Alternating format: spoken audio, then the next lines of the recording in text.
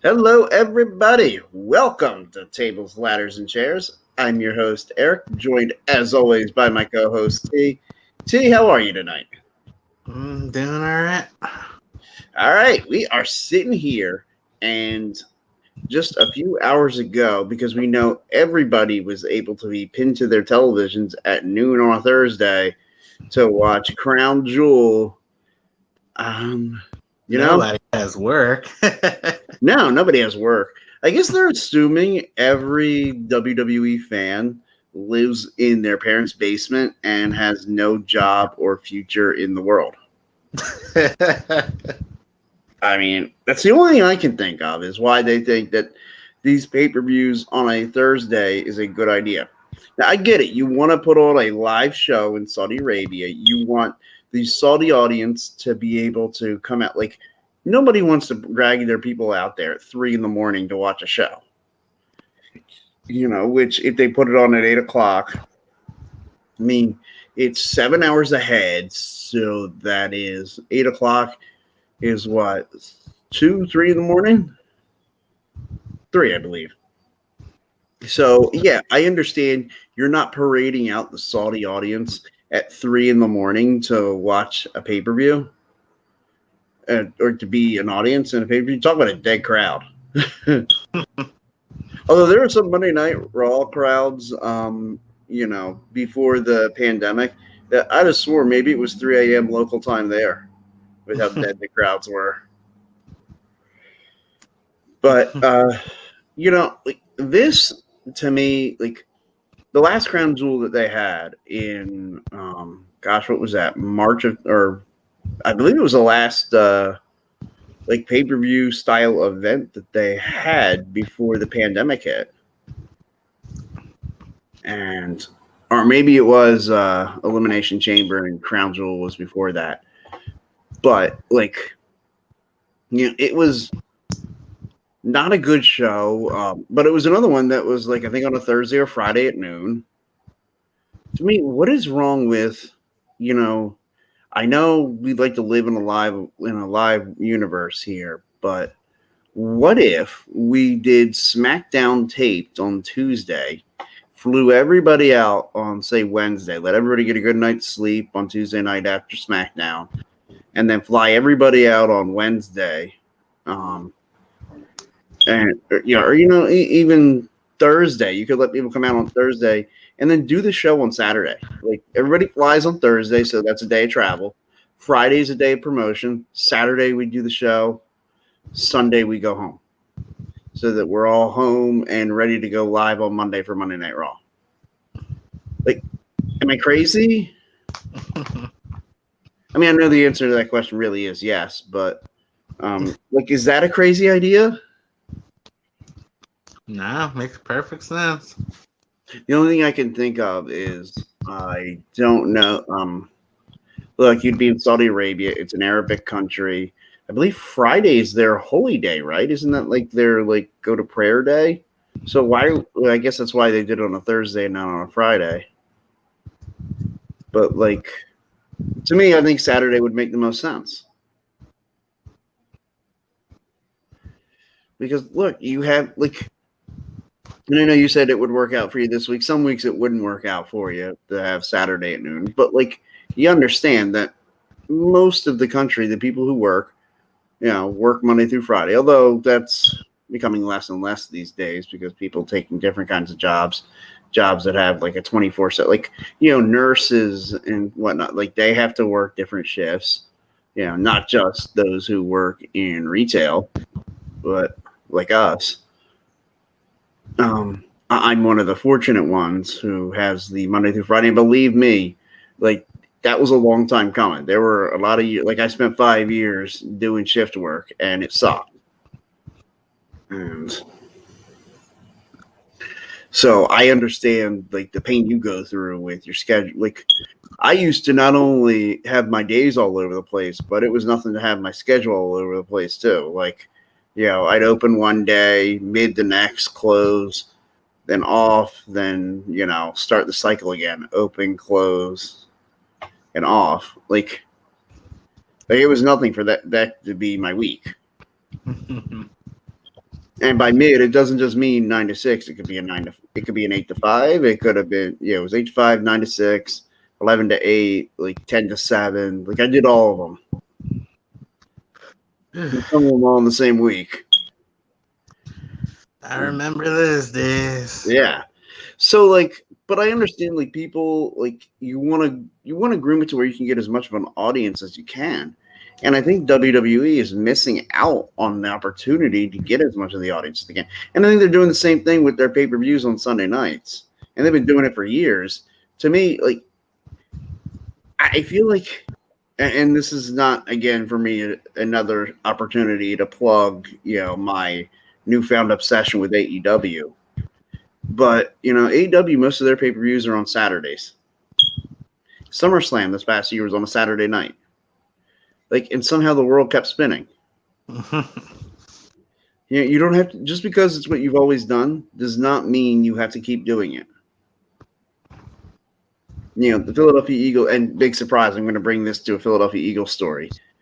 But, one of the things I remember, the Eagles hired a coach that didn't turn out to be very popular, but Chip Kelly, who one of the things he said that I really agreed with was the only reason I don't want to hear as to why we do something is because that's the way it's always been done. Oh, why? Like, okay, pay-per-views are on Sundays. Why? Like, why did they have to be Sunday nights? Why can't they be Saturday nights? Why can't they be Sunday at 1 o'clock? Like, I think that would be pretty cool to be able to say. Now, I don't want that like on an NFL Sunday, but like if you told me WrestleMania this year starts at 1 o'clock Eastern time, and weird, right, the pre-show comes on at 1 o'clock, we start at 3 o'clock, and we're gonna go freaking 6 hours because we got so much we're gonna do. Like, I don't see the problem. Like, to me, that's better than starting it at 7 and running it till past midnight, because that's how you drain a crowd. I think you can sustain a crowd for that many hours if the hours are conducive to when people are most awake. Like, trust me, I was at a WrestleMania, and in fact, that brings us to our homework assignments, and I'm going to talk about mine first, and then I'll give you a chance to talk about yours. But you gave me the assignment of Daniel Bryan versus Kofi Kingston at WrestleMania for the WWE Championship, and I was there. I was in the crowd. It was like middle of the show, and man, that crowd was into it. They wanted their Kofi Kingston, and Kofi really had deserved it for a long time. And I don't quite know what made the crowd gravitate to Kofi when they did. Because that was originally supposed to be Kevin Owens' spot. Kevin Owens was going to come back, and he was going to be this great hero, great crusader going against Daniel Bryan and going for the WWE Championship. And because of the reaction that Kofi got, and it really started with the gauntlet match that he had leading into the Elimination Chamber, in which, because of an injury to Mustafa Ali, they had to replace somebody in the match. And they had to replace him in the match, and so they had to get a replacement. And so they told the New Day, you get to choose a member of New Day to go into the chamber. And the New Day selected Kofi Kingston. I thought for sure this was the beginning of a breakup with the New Day. And in hindsight, I'm really glad they didn't do it. Because I like what they've been able to do in, like, having the New Day kind of broken up, but not really. And then you can bring it back for reunions, and it's not weird because one of them's not heel. So I felt like I thought this was going to be their perfect opportunity to turn one of them heel. And I thought the guy was going to be Big E. I thought Big E was turning heel. But the whole thing started with, Kofi has this great job in the gauntlet match to see who's going to come out last during the Elimination Chamber match. Then Kofi basically runs the gauntlet till almost the end before losing. And then, he does the same thing in the chamber match. It has a phenomenal chamber match. Ends with him losing to Daniel Bryan. And you could just see the momentum was there. The crowd was behind it. And I don't even know if that was the intention at the time. I think they kind of wanted to see what would happen. Like, hey, if we let Kofi do all that, because he got such a reaction during the Gauntlet match, I think they were like, well, let's roll with this in the chamber. You know, now that you bring up that Mm-hmm. experiment topic, Mm-hmm. I hear they're gonna do something similar with what's his name? Damn. Street Profits. Oh, Montez Ford? Yes, thank you. Yeah, Montez Ford is definitely the guy. He is going to be a main eventer. Like, that guy is going to break out on his own. You mark my words. When we get to Los Angeles for WrestleMania 39, he's the guy. He's the guy that's got a main event WrestleMania 39. Yeah, from what I've read, that match against Roman Reigns was pretty much like a trial, similar to Kofi's whole Road to WrestleMania thing. Yeah, and I think Montez Ford absolutely killed it in that trial run. So hopefully that becomes a thing. I would love it. And, we can get into that in a minute, but I want to finish my conversation about Kofi and his WrestleMania moment that was unbelievable. I went into the night, and I think I've talked about it on the show before, thinking and believing that of the three big matches, which were the WWE Championship match, the Universal title match between Seth Rollins and Brock Lesnar, and the main event, the Women's Championship match with Becky Lynch, Charlotte Flair, and Ronda Rousey, I believed in my heart that one of those wasn't going our way. Because, the fans wanted Seth, they wanted Kofi, and they wanted Becky. And I thought for sure we weren't getting one of them. I thought we were going to get two of the three, but one of them were not. And I thought the one we weren't going to get was Kofi. I thought they were going to burn us in the end. And maybe, like I said, I thought Big E was turning heel. And, man, I was looking for it the whole match. There's one point, like, we're kind of on his own when nobody's really watching. Big E slips off his jacket. And I think, oh, man, this is the moment. And the guy sitting next to me in the crowd was the one that pointed it out. He's like, Big E dropped his jacket. And so we're sitting there and we're just waiting for the turn. And looking back, I'm so glad they didn't do it. Because I was anticipating it so much. And one of the things that's beautiful when wrestling does this is when you get the end that you want, but it's in an unpredictable way. I wanted Kofi to win the championship, but I wanted there to be some kind of turn. I wanted it to be him having to overcome, and I even thought, what if they had both Big E and Woods turn on Kofi and, beat him down or something, whether it be middle of the match or towards the end, and then have, even you have Hulk Hogan come out there at the end of it because he's, supposed to be the host. Well, him and Alexa Bliss are hosting. Well, I think it's just Alexa Bliss just comes out and says, we are not having a WrestleMania match, a WrestleMania WWE Championship match end this way. Everybody's banned from ringside. Eric Rowan, who, I know this past year has had to be difficult for Eric Rowan with the loss of John Huber, Brody Lee. But, Eric Rowan gets kicked out. Big E and Xavier Woods all kicked out. We have to have a winner, and Kofi's dragging himself up.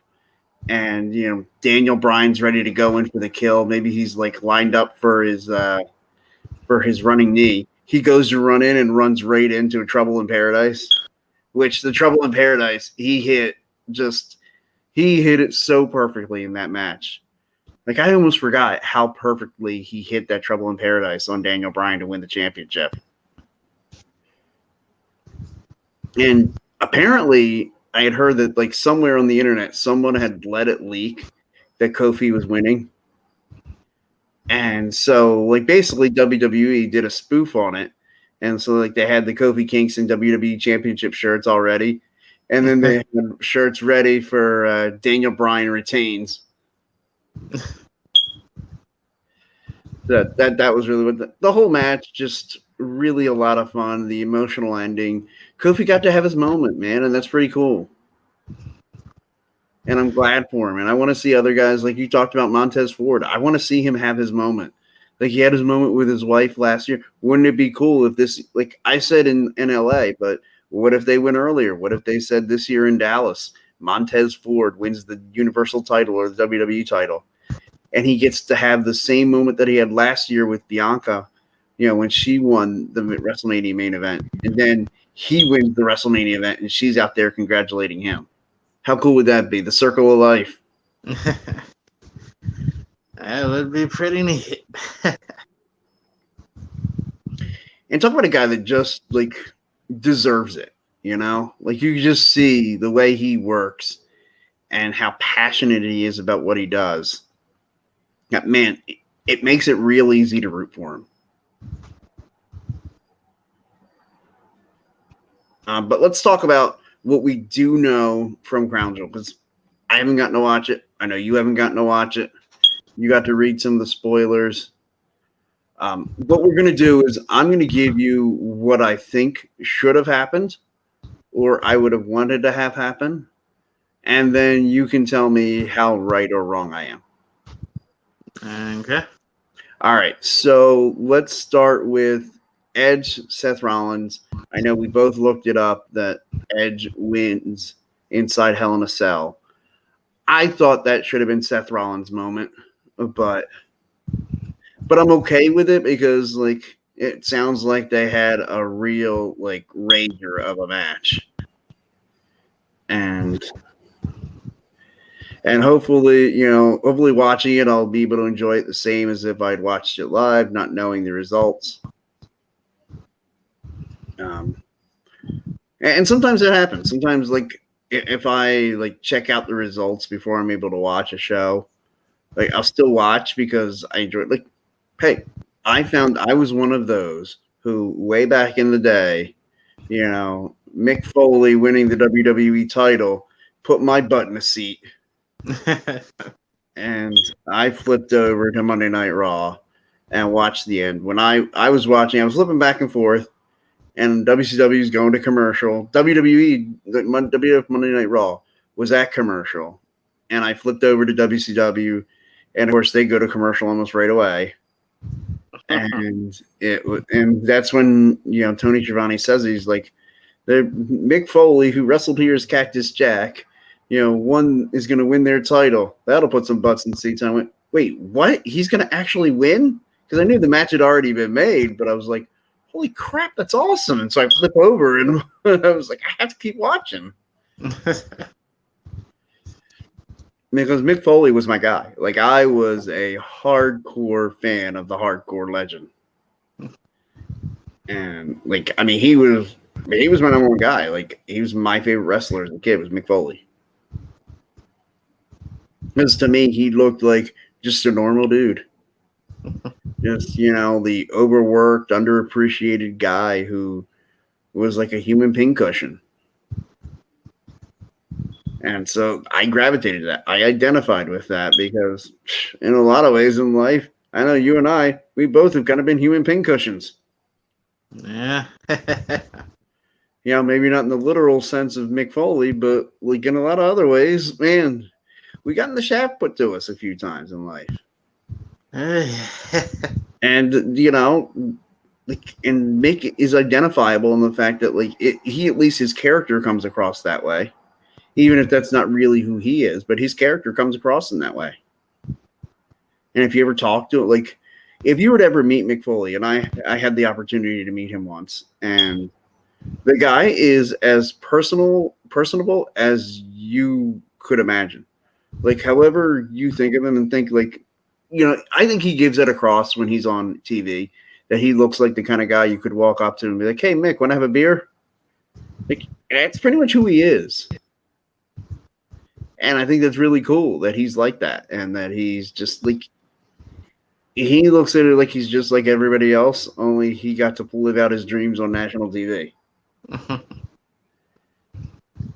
So anyway, I said all that to say I really to say that the live portion, as much as I want to watch the live show, I'm still gonna go back and watch on Peacock. So, okay, so Edge defeats Seth Rollins. Next match, do you know? I forget which order they're in. but I do know the winners. I know So, Mansoor Mustafa Ali. Mansoor won. I was personally hoping that Mustafa Ali would win and thus prompt a kickoff into a heel Mansoor and the heel tag team of Mansoor and Mustafa Ali. Like you could have Ali come out on Monday Night Raw or SmackDown, which I don't remember which show he's on, but I know they're both on the same show. You can have, Ali getting squashed by somebody, and basically Mansoor coming out and helping him beat the hell out of whoever he's getting squashed by. I suggested Keith Lee, and it lead into a handicap match in which eventually Ali and Mansoor get the better of Keith Lee and out to save him, because I know Mason T-Bar had been separated, would be T-Bar only as Dominik Dijakovic. And that would be my way of presenting the repackaged Dijakovic. And maybe Keith Lee and Dijakovic, do a run as a tag team. Yeah, if they would do it right. This is Raw we're talking about. Well, and like I try to think about what I would do, like if I was running Monday Night Raw. And the first problem I have is there's so much that, like, you have to identify which superstars you want to build right now. And so you kind of have to feed them some guys like Keith Lee. As much as I want to put Keith Lee in like a main event spot and let him, like Keith Lee and Big E, two huge men go at it. Oh God, that would be right. Like they could take, like they could do the suplex destroying the ring ending to their match, and it would be totally believable. And that's one of the things I would want to see during their program. But you can't skip right to that main event program for Keith Lee. You've got to give him some other wins. Like you got to let him be, let him get over on like a Mustafa Ali, even if it's only to help put together the tag team of Ali and Mansoor as a couple heels. Let him go and work against some other guys to kind of move up the ladder. I think that's one of the things that's missing right now is WWE. Guys aren't moving up the ladder. It's just, the same guys at the top of the show. And the ones that do break through, like it almost seems like it comes out of nowhere and it just takes too damn long. Yeah, I mean, Keith Lee has a win over Randy Orton clean, I think. And here we are today. The main roster. Right. It's ridiculous. All right. So the SmackDown tag team titles, they were on the line, right? Was it Street Profits versus the Usos for the SmackDown tag team titles? The Usos fought the Hurt Business on the pre-show. Oh, okay. All right. And I'm assuming Usos won. Oh, of course. Okay. So then we have the Raw tag team titles match. The RK Bro versus AJ and Omos. I would say this has to be a tag title retention by RK Bro. Because, correct. Okay. Because I figure, you got to keep them together a little longer. Let them have their match with the Usos at Survivor Series. You could start the build towards the divide there. But I think, I think the Usos could beat RK Bro at Survivor Series, and it wouldn't be the worst thing in the world for either side. Obviously, it puts the Usos a little higher. And RK Bro, you could start to see that divide between Orton and Riddle. Yeah, plus they could play the narrative that the Usos they've been tagging for like forever. Right. So they won. So, whereas RK Bro just formed like this year. Yeah. That sneaky Randy Orton. Oh yeah, you could have Orton accidentally hit Riddle or something, like, maybe Riddle's holding one of the Usos for a clothesline and Orton, the Uso breaks away and Orton hits Riddle, and that leads towards the end of the match. Like after the clothesline spot, he turns around and catches a super kick from the Uso, and then the other one comes flying off the top rope to hit Riddle, or even hit Orton. But the main point is I wanted to be walking away with Orton disappointed in Riddle, which is why maybe Riddle needs to eat the pin. So I definitely could see that happening because, again, to me, this is all working towards Randy Orton versus Riddle at WrestleMania. I think that's the match. I'm sure it's on the books. Although right now, with as much as it just seems like a foregone conclusion, wouldn't it be the perfect swerve if they don't do it? That would be. If maybe you have RK Bro reunited at WrestleMania or something, like you still do every whole build. But then at WrestleMania, it becomes RK Bro reunited at WrestleMania to win back their all tag team titles or something.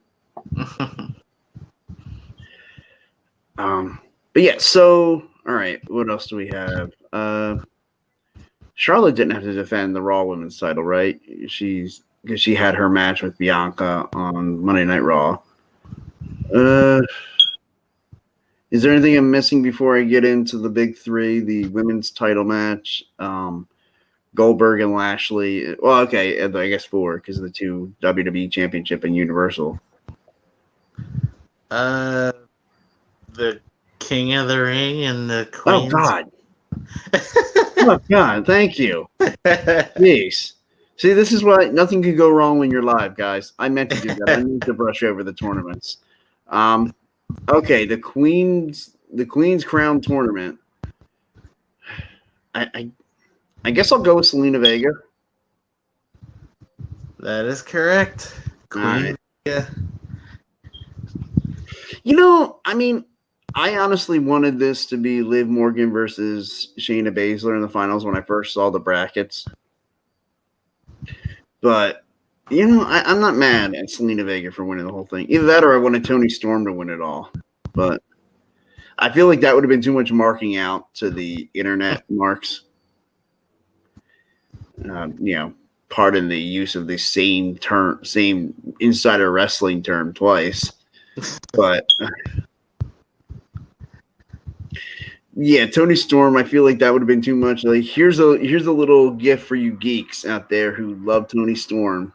And I like Toni Storm too, but like, the internet geeks who've been watching Toni Storm's matches online, through illegal pirated videos for 7 years, and when I've been screaming, why isn't Toni Storm on, in WWE on the main roster winning world championships? Toni Storm is better than Charlotte Flair. No, she's not. She's good, but she's not on Charlotte's level yet. Let's be real. And I love Toni Storm. I think she's phenomenal. I think she can get on that level. I like to say that she's already there is just silly.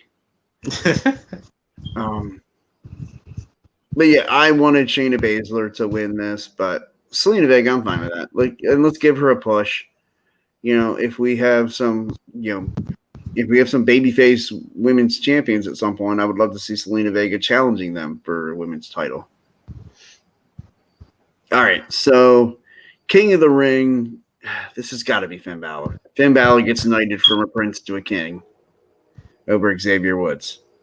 Finn Balor is still a prince. All hail King Woods. Wow. Well, I mean, I guess this works because now every member of the New Day, of course, the tag team has had the incredible success, but now each one of them individually has had crazy success. Big E and Kofi, of course, I just talked about the Kofi WrestleMania moment. Big E is the current WWE champion, maybe. And now Xavier Woods is your King of the Ring. Good for him. The boyhood dream. Yeah. I mean, now I got to say what I really want is for the King of the Ring tournament to become a mainstay again. Like every year, let's have a different King of the Ring tournament. I'd love for it to be on pay-per-view again. Yeah, I was just about to say that. Bring back the pay-per-view. Mm-hmm. if we're not going to do my ultimate 64-man tournament or even 32-man, I'd be willing to concede to 32. But if we're not going to do my 64-man tournament, then let's have the one night 8-man tournament. Are there even 64 men to do that? If you have to dig into NXT, I'd be okay with that too, because I know if you dig into NXT, you can get to 64. I think you gotta dig into 205 Live. Maybe NXT UK. Or else right out of developmental. Bring over Mustache Mountain for the King of the Ring tournament. Mark Andrews, you're a 16 seed. Get out there and eat an F5 from Brock Lesnar. Oh, man. Yeah. So, but yeah, I want to, if you're not going to do that, because to me, that would be an entire month. But I want to see them bring back the pay-per-view. Get rid of one of the just named pay-per-views. It's not a gimmick pay-per-view, and bring back the King of the Ring. Okay, so all right, we'll do the women's championship match next.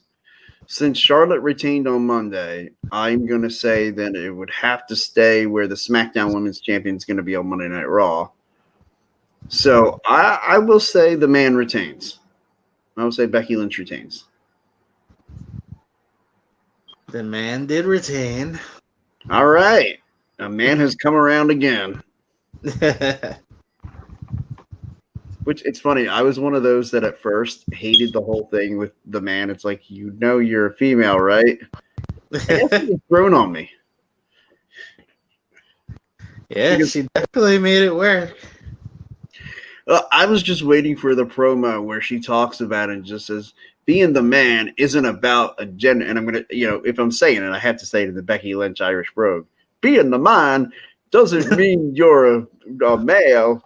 It means you're the best and you carry yourself like you're the best. Like something like that. I would have loved a promo like that. Although I will say, I don't think I would want to change a single thing about her promo. I think it was on SmackDown just a couple days before WrestleMania, where she came into the ring and she's like, you know what? No, I can't do this here in the ring. I have to do this with the people. She stood on the announce desk and did her promo from the announce desk. And I mean, it was an impassioned promo where she talked about all the dues she had paid and how nothing was going to stop her from going into WrestleMania and not only becoming the man, but being Becky Two Belts.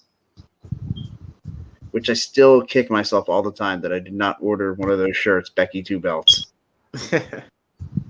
Because I was there when it happened. I was there when she became Becky Two Belts. Okay, so the man retained. Now on to Goldberg versus Lashley. I don't really care. I guess I'll take Goldberg. Goldberg putting over young talents. LOL, psych. Goldberg wins. LOL. Yep. Yeah, it makes sense. All right. I don't really have much else to say there. I was not ever really emotionally invested, even with the whole Goldberg having his kid beat up. The little punk probably had it coming. I mean, he did jump in the ring. Yeah, he jumped in the ring. You come in the ring, bad things happen in Philadelphia, and bad things happen in the ring. Mm-hmm. All right, so next up, the 2 championship matches. I'm assuming the WWE title match is next. I will say Big E retains over Drew McIntyre. Big E is still the WWE champion. I like the dramatic pause there. Actually, I thought you were about to tell me Big E fell. Okay, so Big E will take the WWE title and be on Monday Night Raw with it. And so Raw will have a champion. Roman Reigns, Brock Lesnar. I'm assuming that this is where Paul Heyman has, decided he is with the tribal chief, and and he and Roman Reigns walk out still Universal Champion. Obviously, there's going to be some sort of shenanigans. And with shenanigans, the champion usually retains. And this is no exception. Okay, see, I love the build. You actually had me going for a second. I thought, oh, shoot, they were shenanigans. Maybe Brock Lesnar won the title. From what I've read, spoiler alert, Lesnar lost via countout. Okay. I'll have to go watch that, along with the rest of Crown Jewel. Yeah. Well, not watching all of it. No, I'll probably catch an hour of it before I go to bed.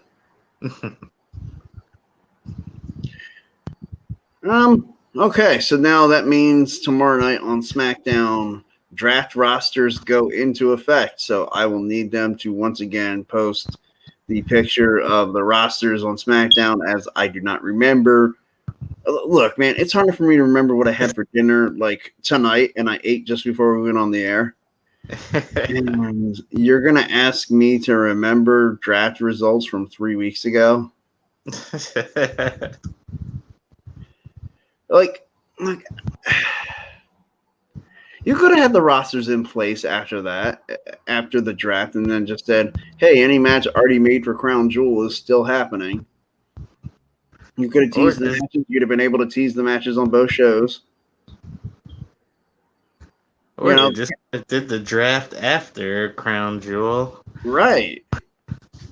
It'd have been cool to be able to say, okay, I told you I think Crown Jewel should have been on Saturday, but you could have done the draft this Friday night and then gone right into Crown Jewel on Saturday.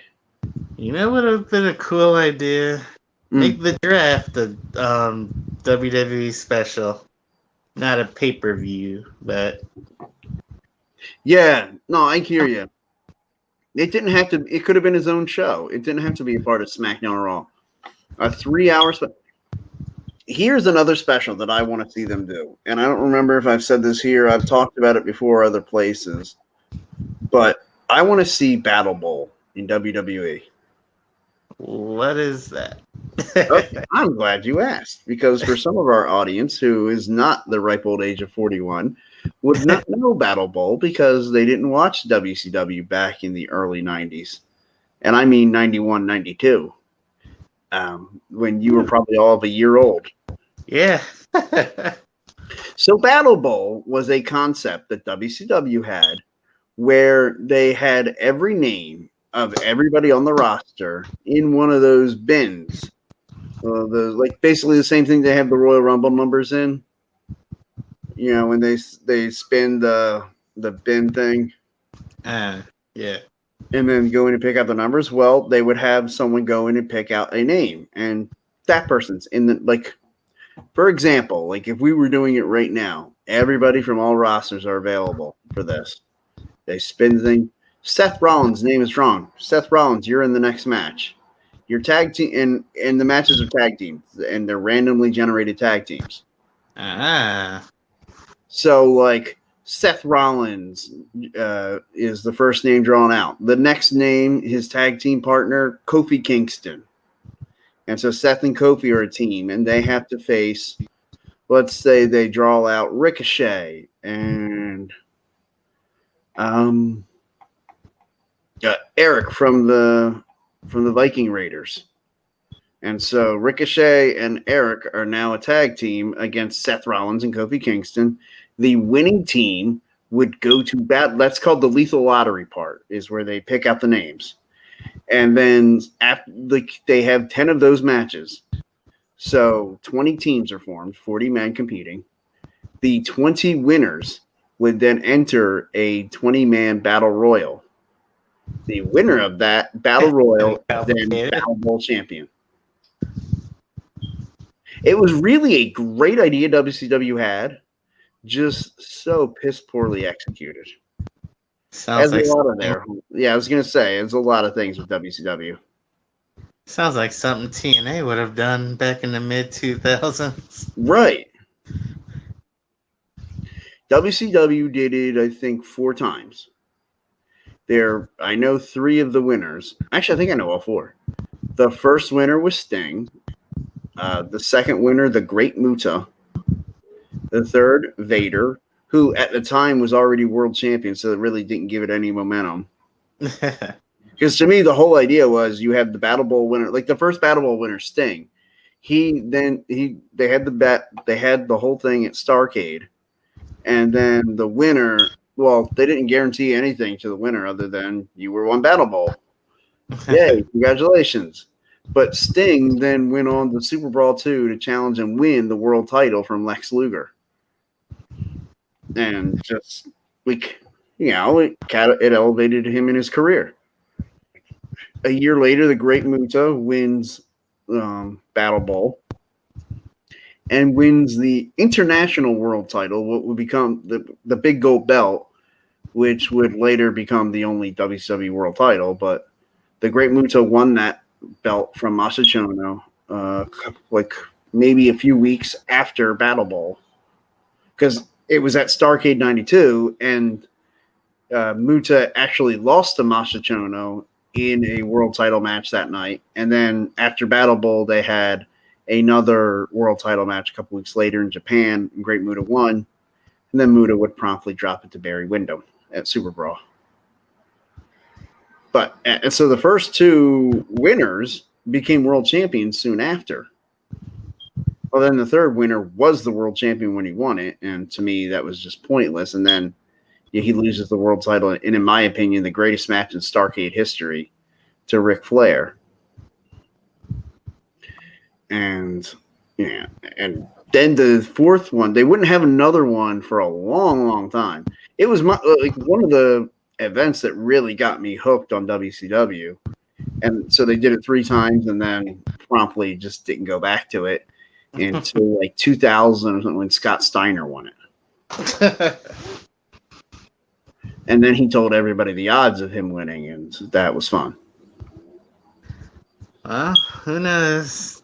NXT might pick that up. They've been doing a lot of WCW stuff. Which, I love NXT. Although NXT 2.0, like I say a silent prayer in remembrance to the original NXT. But yeah, I think that that they should I would love to see WWE bring back Battle Bowl, and like I said, and I want the teams to appear random. Oh wait, there was a 5th Battle Bowl. I do remember now. At Slamboree '96, they had Battle Bowl, and that was won by Diamond Dallas Page, and that was with the caveat that the winner of Battle Bowl got a world title match at the Great American Bash, but somehow DDP got swindled out of that world title match, and that match went to Luger instead. Mm-hmm. And DDP went on to defend the Battle Bowl ring several times over the course of the rest of the year. And at one point, I think lost it to Eddie Guerrero and then beat Eddie at Starrcade of '96 in order to keep the Battle Bowl ring. Or was that? No, maybe it was Halloween Havoc. Yeah, it was Halloween Havoc. And then they had the finals of the U.S. title tournament at Starrcade, and that's when Eddie Guerrero won the U.S. title in the match against DDP. Right. That's the right order. I don't want – yeah, I know, like, the Twitter world would come at me and tweet at me telling me how wrong I am about Battle Bowl, and I was just waiting for my Twitter to blow up with, you forgot about 96's Battle Bowl. A lot of people forgot about the 96 Battle Bowl. 1996 in WCW is only remembered as the year the NWO debuted.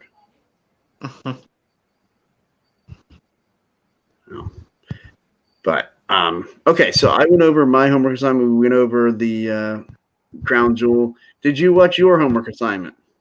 I sure did. Your thoughts on the New Day versus the Usos in Hell in a Cell? When you get the crowd chanting, "This is awesome," within 5 minutes or less, you know you got a good match on your hands. I'm glad I went back and watched it. You're welcome. One, I forgot who won, and two, it's just perfect. It's the weapons, the way they creatively used them. When they pinned one of the Usos in the corner with the kendo sticks. Yeah. Now that was such a cool match. When Big E did that Uranagi off the apron, Xavier Woods came in at the right exact moment. Got him from the bottom. That was cool. I've got you marking out here. That's great. That's got to be a 5-star match or 4-point something high. Yeah. I know Meltzer a lot of times craps all over everything WWE does, but man, to me, that was match of the year. And what was that? 16 or 17? Yeah. Yeah, that was match of the year in I 2017. thought it was in the red cage though, but nope, it was in the regular one. I love the regular one. I hate the red cage. But yeah, and also, normally when New Day was fighting back in the day, it was either Kofi and Big E or occasionally Kofi and Woods. Never really saw Woods and Big E that much. No, they weren't used there. I feel like the traditional team, the one that they used the most back then, was Kofi and Big E. Kofi and Big E. Yeah. But yeah, it's nice to see Xavier Woods do some action. Yeah, it's funny. I really thought at the time that like the beginning of the New Day, their thought was have Woods as almost in the managerial role and let Kofi and Big E kind of be the team. I'm glad they didn't stick with that and they used the Freebird rules and let any combination of the two wrestle for the tag titles. If they ever have them on the same show again, which I'm sure they will soon, maybe next year. Like, I want to see them win the tag titles again and do the Freebird rules again. And so we can just talk about which combination you want to see in which match. I always enjoy that part of it with the New Day. In fact, I was hoping they were going to keep Jinder, Veer, and Shiki together and maybe let them have that run as a tag team. And let them be Freebird. They must have a lot of faith in Veer. Veer. Yeah, Veer is the one staying on Raw, and Shiki and Jinder are over on SmackDown. They must have a lot of faith in Veer.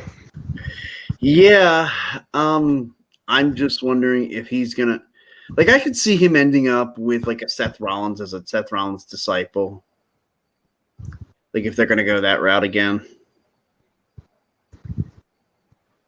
Or the ultimate fate of the 24/7 division.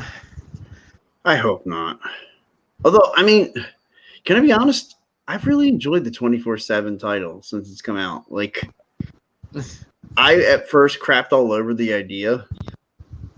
Like, I thought it was dumb and but man, they really made it work. The characters have made it work. R-Truth, Tozawa, Drake Maverick, and now with Reggie. They've really made it work. So kudos to them. They've done such a good job with it. I think it's the case of where sometimes the man makes the title doesn't make the man. And I think they had the perfect guys to wear the 24/7 title. And look, the surrounding cast, the Drew Gulaks of the world, they do a great job for what they needed them to do, which is the guys chasing the belt. But really, it's Truth, Tozawa, and now Reggie, and maybe Drake Maverick too. He can sprinkle himself in there too. Like, those are the guys really going for the 24/7 title. And occasionally you see some other guys jump in.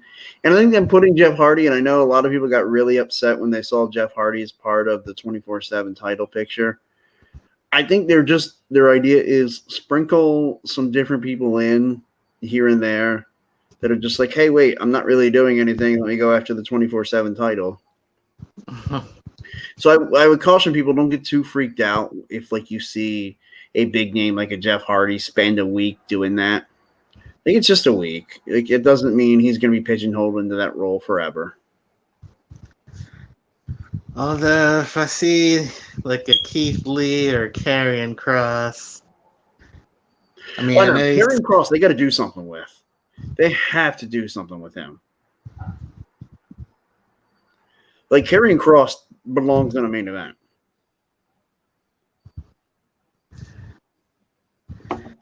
Like, I would love to see him come out this Monday and attack Big E. Like, just, put Big E in another match, saying against another good babyface. I'm trying to think, maybe Big E and Edge for the WWE title on Monday Night Raw. Like, you could start the show with them having like a kind of pseudo confrontation to start the show, with Big E coming out saying who's got next, and Edge's music hits, and they sign the match for later in the night, Big E versus Edge for the WWE title. And at the end of the night, like after Big E retains in an absolute banger of a match, you have Karrion Kross come out of nowhere and put Big E in the straitjacket. And that sets up the next feud. But now you've got Survivor Series coming, and I would assume Edge makes a lot of sense for the captain of Team Raw. And I would love to see him then extend the invitation to his rival, Seth Rollins, to join Team Raw. And then let everybody else earn their spots. But I think that would be a perfect thing to do. Maybe not this week, because like I said, I've got Big E and Edge going at it for the championship on Monday night in my fantasy booking. But then the maybe next week is when you announce, like maybe this week on next Friday, not tomorrow, but next Friday on SmackDown, you have the SmackDown like announcement of Drew McIntyre as team captain, and start choosing their teams, and that's when on Monday Night Raw, feeling the urgency to get a captain, Edge steps up and takes the captaincy role, and then he invites Seth Rollins, saying that Seth Rollins is the baddest dude he's been in the ring with, and so he wants Seth Rollins on the team. And like he can cut a little promo of like I want to make sure you're the Seth Rollins I went to war with all summer. I want to make sure that's the Seth freaking Rollins that we're getting at Survivor Series. And that could be, I just think that would be a cool little way of, like allowing them to kind of move on, but without really feeling like it's forced. And so now they're on the same team, and so they don't have to, hey, is there still bad blood after Survivor Series? Because, like, nobody cares. Like, you had something in between there, and now they can each move on and do something else. I totally forgot about the 5-on-5. I'm just worried about champion versus champions. Well, I'm looking forward to that too. Big E versus Roman Reigns. Charlotte versus Becky. Which, look, to me, I know some people will complain that we've seen it 100 times. I'll always sign up for a Becky versus Charlotte match. And especially, it has been long enough to where it doesn't feel like you didn't just have it last month. It's been a minute since we've actually seen Becky versus Charlotte. So I think we'll get that match, and that'll be a fun match at Survivor Series. Damian Priest versus Shinsuke Nakamura. The match that will steal the show. And a lot of kicks. Oh, yeah. There'll be a lot of kicking in that match. And then I don't know who you have. Like, again, I'm going to have to see what this roster looks like. Imagine who the team captains will be for the women's Team Raw and women's Team SmackDown. But we shall see. So anyway, we've run kind of long tonight. Lots to go over. Oh man, 1 hour. I know. Yeah, almost the full Iron Man match. Yeah. All right, everybody, we are going to go ahead and get on out of here because we are not Iron Man. We can't last. Everybody, have a great night. T, anything to add before we get out of here? Let a new era begin tomorrow. Well said. There will be a new era. We will be here to talk about it next week. Until then, everybody, happy wrestling. Goodbye.